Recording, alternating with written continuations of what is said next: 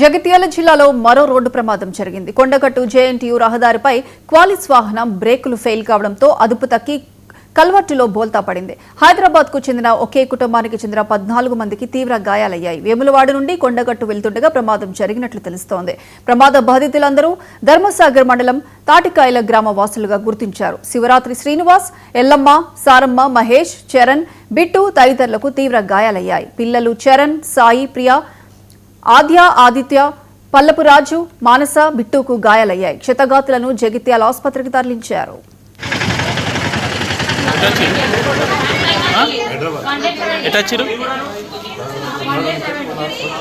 ఏం బండి ఏమైంది? పైన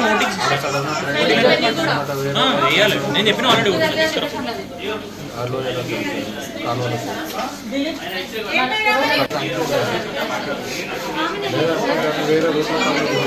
ఎంతమంది ఉండే బండిలో?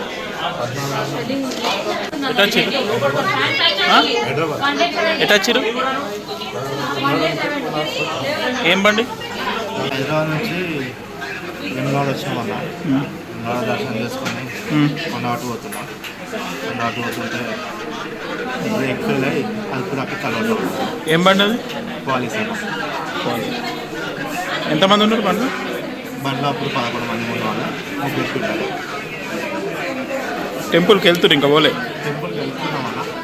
వెళ్ళే దాంట్లోనే సడన్గా బ్రేక్ ఫెయిల్ అయిపోయింది. అదుపు తప్పింది.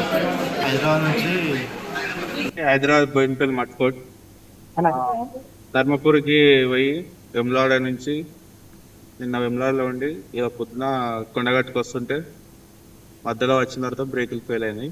అక్కడ కంట్రోల్ అదుపు తప్పి లోయలో పడింది. మా బావకి కొన్ని దెబ్బలు లాకినాయి, మా బాబాయ్కి దెబ్బలు లాకినాయి, ఇంకా మా అమ్మకు మా అన్నకి కొన్ని ఫ్రాక్చర్స్ అయినాయి. ఎవరికైతే ప్రమాదం ఏం లేదు. ఫ్రాక్చర్స్ అయినాయి. ఎక్కడ ఏ ఊరు మీద? వరంగల్ దగ్గర తాటికాయల ధర్మసాగర్ మండల్. మొత్తం ఎంతమంది? 12 మంది ఉన్నారు. ప్రాణ నష్టం అయితే ఏం కాలేదు. హైదరాబాద్ బోయినపల్లి మట్కోట్